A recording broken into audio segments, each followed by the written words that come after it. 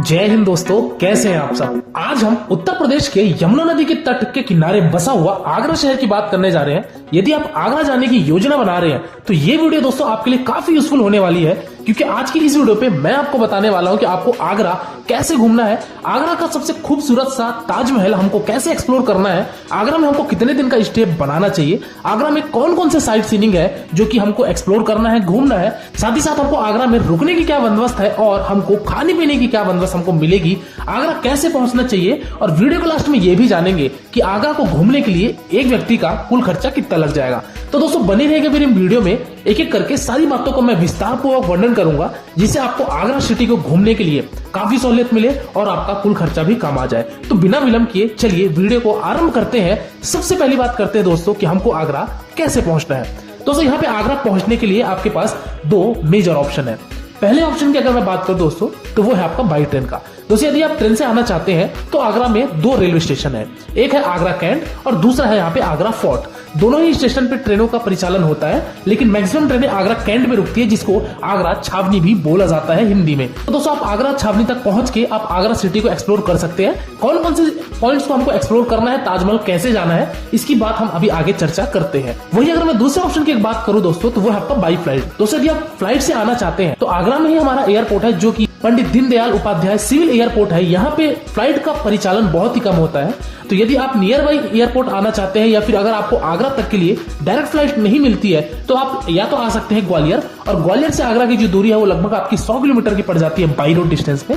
तो आप वहां से आके आप आगरा पहुंच सकते हैं। वही दूसरा बड़ा एयरपोर्ट है वो है आपका इंदिरा गांधी इंटरनेशनल एयरपोर्ट दिल्ली से भी दोस्तों आप यमुना एक्सप्रेस वे से आकर 180 किलोमीटर की दूरी तय करके आप आगरा पहुंच सकते हैं। चलिए दोस्तों अब बात करते हैं कि हम आगरा पहुंच चुके हैं और अब हमको आगरा में कहाँ स्टे लेना चाहिए, होटल के हमको क्या बंदोबस्त है, और इससे भी पहले ये जानेंगे कि आगरा में हमको कितने दिन की ट्रिप बनानी चाहिए। दोस्तों बेसिकली अगर आप आगरा की साइट सीइंग करना चाहते हैं तो दोस्तों आपके लिए 1 डे सफिशिएंट है, यदि आप अर्ली मॉर्निंग अराइवल कर रहे हैं तो। कहने का तात्पर्य है दोस्तों कि यदि आप सुबह पहुंच जाते हैं आगरा, लाइक 6 बजे 7 बजे 8 बजे तक पहुंच जाते हैं, तो आप फुल डे पूरा एक्सप्लोर कीजिए और शाम को अपनी वापसी बना सकते हैं। जिस भी शहर से या जिस भी रात से आप आए हुए हैं आप अपनी वापसी बना सकते हैं। लेकिन यदि आप दोपहर में आते हैं या फिर शाम तक में पहुंचते हैं तो फिर आपको 1 नाइट स्टे लेना पड़ेगा आगरा में, ताकि आप दूसरे दिन एक्सप्लोर करके आप दूसरे दिन अपनी वापसी ले सकते हैं। चलिए दोस्तों बात करते हैं कि आगरा में हमको होटल किस रेंज में मिलेंगे और हमको खाने पीने की भी क्या बंदोबस्त हो जाएगी। दोस्तों यदि बात करूं कि रेलवे स्टेशन से अगर आप आते हैं तो रेलवे स्टेशन से आप 2 से 2.5 किलोमीटर के रेडियस में आपको ढेर सारे वहां पे बजट होटल्स देखने को मिल जाएंगे, जिसका रेंज दोस्तों आप 500-600 से शुरू होकर आपका 1000-1500 तक के आपको होटल्स देखने को मिल जाएंगे। वही अगर आप स्टे ताजमहल के पास लेना चाहते हैं दोस्तों तो ताजमहल के नियर भी आपको बहुत सारे होटल्स देखने को मिलेंगे, लेकिन उनकी प्राइसिंग दोस्तों 1000 रुपए से शुरू होती है, क्योंकि वो ताजमहल के पास में होता है। तो इस तरीके से दोस्तों आप आगरा में अपना स्टे बना सकते हैं यदि आप 1 नाइट का स्टे लेना चाहते हैं तो। चलिए दोस्तों इसी के साथ ही साथ बात करते हैं कि हमको खाने पीने की क्या बंदोबस्त है। तो दोस्तों आप जिस भी होटल में रुक रहे हैं उसके इर्द गिर्द आपको बहुत सारे रेस्टोरेंट्स देखने को मिल जाएंगे, तो वहां जाके आप अपना भोजन ग्रहण कर सकते हैं। खाने पीने की अगर बात करूं दोस्तों तो आप मान के चलिए कि 100 रुपए से 150 रुपए में आपको भरपेट वेज थाली खाने को मिल जाएगा। तो इस तरीके से आप अपने खाने की भी बंदोबस्त कर सकते हैं। चलिए दोस्तों अगली बात करते हैं कि अब हमको आगरा में कौन कौन से प्लेसेस पे घूमना है। तो आगरा का सबसे फेमस खूबसूरत सा स्थान यानी कि ताजमहल की बात करते हैं। दोस्तों रेलवे स्टेशन से जो ताजमहल की दूरी है वो लगभग आपकी 7 से 8 किलोमीटर की पड़ जाती है, और ये 7 से 8 किलोमीटर की दूरी तय करने के लिए आपको आगरा रेलवे स्टेशन के बाहर से ऑटो मिलेंगे। उस ऑटो का आप हायर करके 80 से 100 रुपए देके आप वहां पे पहुंच सकते हैं ताजमहल, और ताजमहल को आप एक्सप्लोर कर लेंगे। हालांकि वीडियो के आगे में मैं आपको ये भी बताऊंगा कि आगरा के साइट सीइंग को करने के लिए आपका साधन क्या होगा, किस तरीके से आप घूमेंगे और खर्चा कितना लगेगा, वो भी मैं आपको बताऊंगा। चलिए दोस्तों वापस अपने हम मुद्दे पे आते हैं। हम यहाँ पे ताजमहल पहुंच गए। ताजमहल में हमको पार्किंग एरिया पे हमारा ड्राइवर छोड़ेगा या ऑटो वाला छोड़ेगा। दोस्तों पार्किंग एरिया से ताजमहल की जो टिकट काउंटर है वहां आपको सबसे पहले जाना है, जिसके लिए आपको थोड़ा सा 5 से 7 मिनट पैदल चलना पड़ेगा, क्योंकि पार्किंग एरिया को काफी दूर बनाया गया है ताजमहल के प्रांगण से। तो दोस्तों 5 से 7 मिनट की वॉकिंग डिस्टेंस करके सबसे पहले पहुंचेंगे आप टिकट काउंटर पे।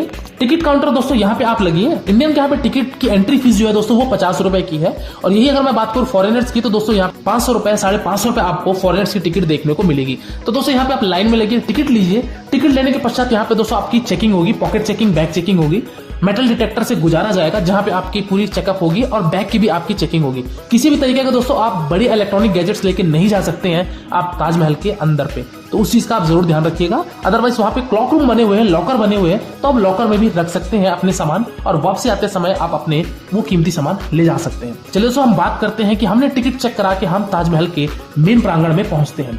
यहाँ पे पहुंचते साथ ही दोस्तों आपको पहले एक सेकेंडरी गेट देखने को मिलेगा, जो कि बहुत बड़ा सा ये आपको गेट देखने को मिलेगा। पहले तो यहाँ से आपको ताजमहल नजर नहीं आएगा, लेकिन जैसे ही आप इस गेट से अंदर प्रवेश करते हैं तब आपको यहाँ से मुख्य द्वार मिलेगा। और इसी मुख्य द्वार पे अगर आप गाइड हायर करना चाहते हैं तो आप यहाँ से गाइड भी हायर कर सकते हैं, जिसका कॉस्ट 200 रुपए होता है और वो आपको पूरे ताजमहल का मकबरे की पूरी जानकारी देगा और आपको 200 रुपए में वो पूरा विजिट करवा देगा ताजमहल के जो भी A से लेकर Z तक इन्फॉर्मेशन होती है। तो बट यदि आप पूरे नेचर को एक्सप्लोर करने आए हैं, ताजमहल को देखने आए हैं, उसकी खूबसूरती को देखने आए हैं, तो फिर आपको गाइड लेने की आवश्यकता नहीं है।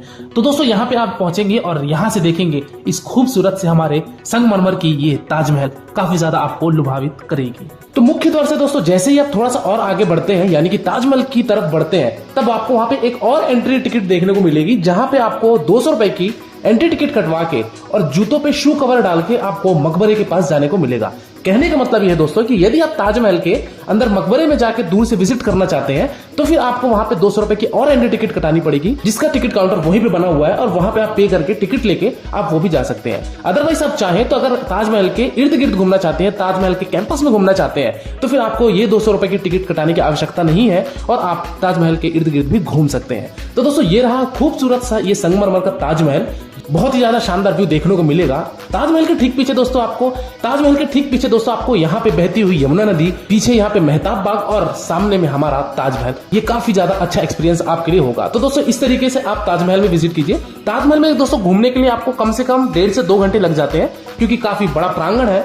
तो फोटोशूट कराते, घूमते, मस्ती करते आराम से आप सभी चीजों को एक्सप्लोर कीजिए और एक्सप्लोर करने के पश्चात आप वापस से ताजमहल के एग्जिट गेट से आके पार्किंग एरिया पे जाइए और अपनी गाड़ी पकड़ के दूसरे स्थान की तरफ बढ़िए, जो कि है यहाँ का आगरा फोर्ट। दोस्तों आगरा फोर्ट आपका ताजमहल से लगभग 4 से 5 किलोमीटर की दूरी पे स्थित है। तो दोस्तों आप आगरा फोर्ट जैसे पहुंचेंगे तो यहाँ पे भी आपको सबसे पहले टिकट कटानी पड़ेगी। टिकट का कॉस्ट दोस्तों यहाँ पे 40 रुपए होता है पर पर्सन। वही अगर फॉरेनर्स की बात की जाए तो दोस्तों 400 रुपीज होता है पर पर्सन और इस आगरा फोर्ट में आप विजिट करेंगे। आगरा फोर्ट में भी विजिट करने के लिए दोस्तों आपको कम से कम आधे से 1 घंटे का समय चाहिए, क्योंकि ये भी फोर्ट काफी बड़ा है। यहाँ पे प्राचीन काल पे जो हमारा राजाओं की महल हुआ करते थे वो सब की भी यहाँ पे आपको चीजें देखने को मिलेगी। तो आप आगरा फोर्ट में आके सभी चीजों को एक्सप्लोर कीजिए, आराम से घूमिए। तो आगरा फोर्ट में भी आप कुछ समय रहिए, बिताइए, फोटोशूट कराइए और ये सब चीजें घूमने के पश्चात वापस से आप पार्किंग एरिया पे आइए। पार्किंग एरिया पे दोस्तों अपनी गाड़ी पकड़िए और गाड़ी पकड़ के आप प्रस्थान कीजिए अपने अगले साइड सीन की तरफ, जो कि है आपका एतमतदौला। दोस्तों एतमतदौला को हालांकि मिनी ताजमहल बोला जाता था, क्योंकि जब ताजमहल का निर्माण नहीं हुआ था तो इसी को ताजमहल बोला जाता था, इसलिए इसका नाम आज के डेट में मिनी ताजमहल रखा गया है, जिसको बीबी ताज के नाम से भी जाना जाता है और ऑफिशियल नेम इसका एतमतदौला नाम रखा गया है। तो दोस्तों यहाँ पे भी आइए। यहाँ पे आते साथ ही दोस्तों आपको सबसे पहले 30 रुपए की एंट्री टिकट कटानी पड़ेगी। वही अगर बात की जाए फॉरेनर्स के लिए तो दोस्तों 260 रुपए आपका एक व्यक्ति का होगा और ये टिकट लेने के पश्चात आप इस एतमतदौला में भी विजिट कीजिए। काफी शानदार व्यू यहाँ से भी आपको देखने को मिलेगा, क्योंकि इसका जो बैक साइड है यहाँ से आपको यमुना नदी देखने को मिलेगी। तो बहुत ही ज्यादा शानदार यहाँ से आपको व्यू देखने को मिलेगा, एक्सपीरियंस होगा। तो यहाँ भी रहिए, कुछ समय बिताइए, फोटोशूट कराइए और प्रस्थान कीजिए आप अगले साइड सीन की तरफ, जो कि है आपका मेहताब बाग। दोस्तों मेहताब बाग आपका एक और नया डेस्टिनेशन आता है, जो कि ताजमहल का बैक साइड ये कहलाता है। मेहताब बाग में दोस्तों अक्सर लोग आते हैं फोटोशूट कराने के लिए, प्री वेडिंग शूट कराने के लिए, और साथ ही साथ इस मेहताब बाग में कई मूवी की शूटिंग भी हुई थी। तो दोस्तों आप मेहताब बाग आइए, यहाँ विजिट कीजिए, क्योंकि यहाँ का वातावरण, यहाँ का नेचर बहुत ही ज्यादा शांत है। तो यहाँ पे भी कुछ समय बिताइए। मेहताब बाग में आने के लिए दोस्तों आपको 25 रुपए की सबसे पहले एंट्री टिकट कटानी पड़ेगी और उसके पश्चात आप जैसे ही वहां पे आगे बढ़ेंगे तो यहाँ से आपको यमुना नदी और सामने आपके ताजमहल का व्यू बहुत ही ज्यादा शानदार देखने को मिलेगा। तो यहाँ पे भी कुछ समय एक्सप्लोर कीजिए और यदि आपके पास समय है तो आप चले जाइए फतेहपुर सीकरी, जो कि आपका अगला गंतव्य आता है हमारे आगरा के सिटी टूर में। दोस्तों हालांकि फतेहपुर सीकरी आपका आगरा से लगभग 40 से 45 किलोमीटर की दूरी पे स्थित है। तो यदि आपके पास समय है तो आप फतेहपुर सीकरी चली जाइए, वहां पे भी आपको टॉम देखने को मिलेंगे। तो वहां भी जाके एक्सप्लोर करके कुछ समय देकर आप वापस से आगरा आ सकते हैं। लेकिन आपके पास अगर समय की अभाव है तो आप उसी दिन अपनी प्रस्थान कर लीजिए अपने अपने शहरों के लिए, अपने अपने राज्यों के लिए। तो कुल मिलाकर दोस्तों एक दिन पर्याप्त होता है आगरा को घूमने के लिए, यदि आप अर्ली मॉर्निंग आते हैं तो। वही अगर आप शाम के वक्त आते हैं तो आपको 1 नाइट का स्टे अवश्य लेना पड़ेगा। चलिए दोस्तों अगली बात करते हैं कि इन सभी स्थानों को घूमने के लिए हमारा साधन क्या होगा और हमारा किराया कितना होगा। दोस्तों आप आगरा कैंट आइए, यानी कि रेलवे स्टेशन आइए, चाहे आप एयरपोर्ट आइए, आपको लेनी पड़ेगी वहां पे टैक्सी। दोस्तों ऑटो वाला आपका 4 से 5 पॉइंट घुमाने के लिए लगभग 500 से 600 रुपए लेगा। रेट तो वो ज्यादा कहेंगे, लेकिन आपको थोड़ी बार्गेनिंग करके आपको रेट 500 से 600 तक लाना है, और वो 500 से 600 रुपए में ये सभी स्थानों को घुमा के आपको वापस से रेलवे स्टेशन पे ड्रॉप कर देंगे। वही अगर आप कार लेके घूमना चाहते हैं तो फिर दोस्तों कार वाले का चार्ज लगभग 1000 से 1200-1500 रुपए तक जाएगा, और आप कार से भी इन सभी चीजों को एक्सप्लोर कर लेंगे। तो दोस्तों ये था कि हमको किस तरीके से घूमना है और हमको कैसे घूमना है। चलिए दोस्तों अंतिम और लास्ट बात करते हैं कि इस आगरा यात्रा को करने के लिए हमको एक व्यक्ति का कुल खर्चा कितना लग जाएगा। तो दोस्तों यदि मैं बात करूं कि यदि आप 1 नाइट का स्टे नहीं लेते हैं, यानी कि सेम डे आकर सेम डे विजिट करके आप वापस ले लेते हैं, तो आपका एक व्यक्ति का मैक्सिमम टू मैक्सिमम 800 से 1000 रुपए खर्चा आएगा। इस फेयर में दोस्तों मैंने केवल और केवल आपके एंट्री टिकट के खर्चे, गाड़ी के खर्चे और खाने पीने के खर्चे को ऐड किया है। इस फेयर में मैंने किसी भी तरीके का आपके ट्रेन की टिकट, फ्लाइट की टिकट को ऐड नहीं किया है। साथ ही साथ दोस्तों यहाँ पे जो आगरा का पेठा जो फेमस है, इसकी भी मैंने कॉस्ट यहाँ पे ऐड नहीं की है, जो कि आप विजिट कर सकते हैं, जो कि आगरा में आपका मीना बाजार के नाम से जाना जाता है। तो दोस्तों यदि आप कुछ शॉपिंग करना चाहते हैं, पेठा लेना चाहते हैं, तो आप मीना बाजार में भी जाके ये चीजों को एक्सप्लोर कर सकते हैं। तो दोस्तों ये रहा आगरा यात्रा का एक संपूर्ण वर्णन। इसके बाद भी दोस्तों यदि आपको कोई डाउट है या फिर आपके मन में कोई प्रश्न है, तो आप मेरे इंस्टाग्राम यात्राबस आईडी में विजिट कीजिए। डेफिनेटली आपको मेरे द्वारा या मेरी टीम के द्वारा आपको रिप्लाई दिया जाएगा, और आप किसी दूसरे वीडियो में खो जाए इससे पहले आप मेरे चैनल यात्राबस को सब्सक्राइब कीजिए। आज की वीडियो दोस्तों फिलहाल इतना ही। मिलते हैं फिर एक नई वीडियो में एक नई यात्रा के साथ, एक नए विषय के साथ। तब तक के लिए शुक्रिया। जय Hind. Wish you safe, comfortable and happy journey.